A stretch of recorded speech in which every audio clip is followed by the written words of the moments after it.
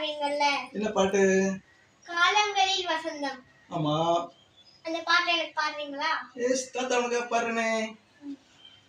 காலங்களில் அவள் வசந்தம், கலைகளிலே அவள் ஓவியம், மாதங்களில் அவள் மார்கழி, மலர்களிலே அவள் மல்லிகை.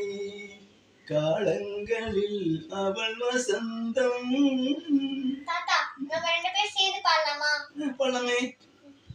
காலங்களில் அவள் வசந்தம், கலைகளிலே அவள் ஓவியம், மாதங்களில் அவள் மார்கழி, மலர்களிலே அவள் மல்லிகை. காலங்களில் அவள் வசந்தம்.